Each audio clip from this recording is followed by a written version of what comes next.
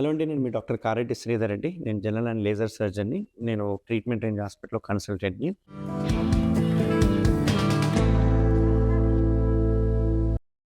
So, fissure అంటే ఏంటి? Fissure అంటే చాలామంది ఏందంటే, అది రక్తం పడతది, పెయిన్ ఉంటది. అంతే ఇంగ అంతవరకే తెలుసు. ఏందంటే, ఫిషర్ అంటే ఏందంటే, మనకు ఎలా అయితే అరికాల్లో చీలికలు ఏర్పడతాయో, సేమ్ అట్లనే యానల్ కెనాల్‌లో చీలికలు ఫార్మ్.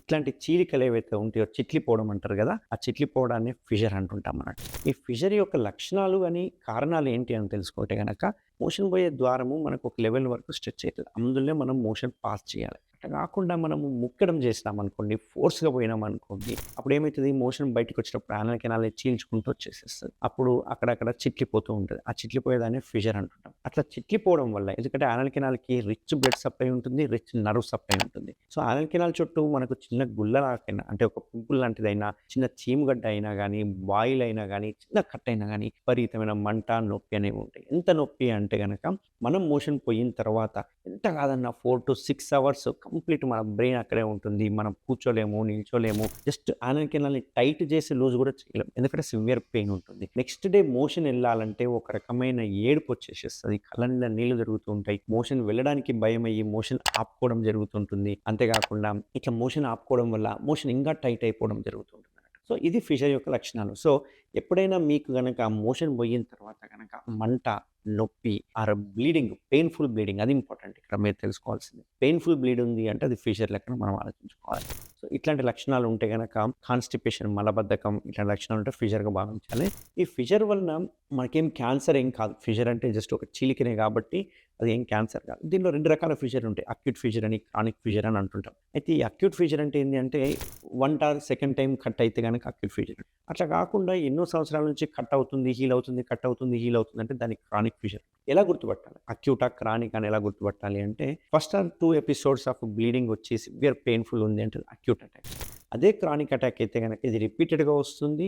రిపీటెడ్‌గా అప్పుడప్పుడు బ్లీడ్ పడుతుంది. అండ్ మోస్ట్ ఇంపార్టెంట్ ఏందంటే స్కిన్ ట్యాగ్స్ ఉంటాయి. ఎప్పుడు డెవలప్ అయితాయి ఈ స్కిన్ ట్యాగ్స్ అంటే ఆ కట్ అయిన ప్లేస్‌ని అది పూడ్చడానికి, దగ్గర తీసుకురావడానికి స్లోగా అక్కడ ముద్దలాగా ఫార్మ్ అయిపోతుంటుంది. దాన్ని మనం స్కిన్ ట్యాగ్స్ అంటాం. అంటే ఒక స్కిన్ ట్యాగ్ ఉందంటే ఒక ఫిషర్ ఉంది అని అర్థం. సో, ఎన్ని స్కిన్ ట్యాగులుంటే అన్ని ఫిషర్‌లున్నాయి అని అర్థం. యూజువల్‌గా ఆడవాళ్ళకు చూసుకుంటే గనక పైన వైపున ఫార్మ్ అయితుంటాయి. మగవాళ్ళకి చూస్తే గనక కింద వైపున అంటే దీన్ని పోస్టీరియర్ ఫిషర్ అంటాం. సో, ఎన్ని స్కిన్ ట్యాగులున్నాయి అంటే అన్ని ఫిషర్‌లున్నాయి అని అర్థం. సో, మీకు ఫిషర్ ఉందా లేదా తెలుసుకోవాలంటే మీరు వాష్ చేసుకునేటప్పుడు మోషన్ కెనాల్ దగ్గర మీ చేతికి గనక పీలికలు లాంటివి ఏమైనా తగిలినాయి అంటే వాటిని సింపుల్‌గా స్కిన్ ట్యాగ్స్ అంటాం. అట్లా పీలికలు ఉన్నాయి అంటే డెఫినిట్‌గా మీరు ఫిషర్‌తో బాధపడుతున్నారని అర్థం. ఇలాగే కనుక అలాగే కనుక కంటిన్యూ చేస్తే ఇలాగే కాన్‌స్టిపేషన్‌గా, ఇలాగే పీలికలతోటి, ఇలాగే అప్పుడప్పుడు బ్లీడింగ్ తోటి గనక మీరు కంటిన్యూ చేస్తే ఏమవుతుందంటే నెక్స్ట్ స్టేజ్‌కి కన్వర్ట్ అయిపోతుంది. సో, ఫిషర్ వచ్చిన తర్వాత నెక్స్ట్ స్టేజ్ ఏంది అంటే ఫిషర్ వచ్చినప్పుడల్లా, కట్ అయినప్పుడల్లా ఏమవుతుందంటే యానల్ కెనాల్‌లో స్లోగా మనకు తెలియకుండానే దగ్గరకి అయిపోతూ ఉంటుంది. మీరు బాగా గమనిస్తే గనక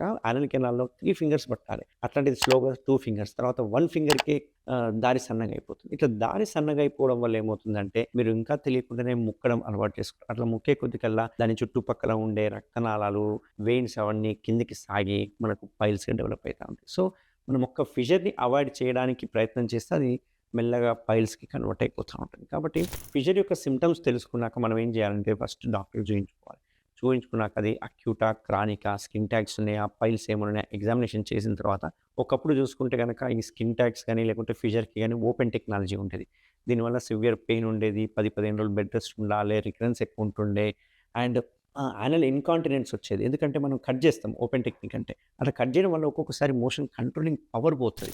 సో, నన్ను ఇప్పటికి కూడా చాలామంది అడుగుతుంటారు. సార్ మీరు లేజర్ చేస్తారు కదా! మరి కంట్రోల్ పోదా అని. ప్రతి ఒక్కరి నోట్ల నుంచి వచ్చే ఫిషర్‌కి క్వెషన్ ఏంటి అంటే కంట్రోలింగ్ పవర్ పోతదా అని. ఇక్కడ మీకు చెప్పేదేంటి అంటే ఓపెన్ టెక్నిక్‌లో పోయే అవకాశం ఉందేమో కానీ డెఫినిట్‌గా లేజర్‌లో 100కి 100% ఆ ఛాన్స్ ఉండదు. ఎందుకంటే చాలా ప్రిసైజ్ ఉంటుంది.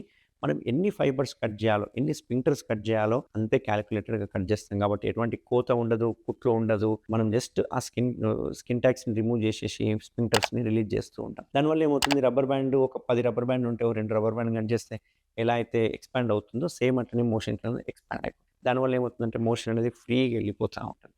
ఇట్లా ఫ్రీగా వెళ్ళిపోవడం వల్ల ఆటోమేటిక్‌గా ఫిషర్ అనేది హీల్ అయిపోతుంది. చాలామంది సార్ మరి ఫిషర్ అన్నారు, స్పింక్టరాటమీ చేస్తా అంటున్నారు. మరి ఫిషర్‌కి ఏం చేస్తారు? ఫిషరెక్టమీ అని లేకపోతే సూచ్ చేయడం అని చాలా టెక్నిక్‌లు ఉంటాయి. కానీ ఇక్కడ సింపుల్‌గా ఏంటి అంటే మనకు ఫిషర్ ఉన్నప్పుడు మోషన్ పోయినప్పుడల్లా ఫిషర్ మీద, ఆ చీలిక మీద మోషన్ పోయి అతుక్కుంటది. అతుక్కోవడం వల్ల మనకి విపరీతమైన మంట, నొప్పి ఉంటది.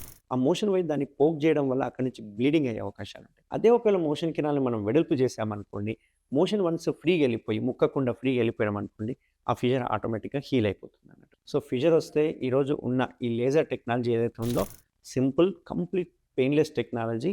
మీరు బాధపడాల్సిన అవసరం ఏం లేదు. ఫిషర్ వచ్చిందని చెప్పేసి, లేదంటే సర్జరీకి భయపడాల్సిన అవసరం ఏం లేదు. ఎవరికైనా నేను చెప్పిన ఈ సింప్టమ్స్ ఉంటే డెఫినిట్‌గా నన్ను కన్సల్ట్ అవ్వండి. దీనికి జస్ట్ ఒక 10-15 మినిట్స్‌లో అయిపోయే చిన్న లేజర్ టెక్నాలజీ ద్వారా సర్జరీ చేయించుకుంటే 100% రిలీఫ్ ఉంటుంది. అండ్ మళ్ళీ మళ్ళీ వచ్చే అవకాశాలు కూడా తక్కువగా ఉంటాయి. Thank you.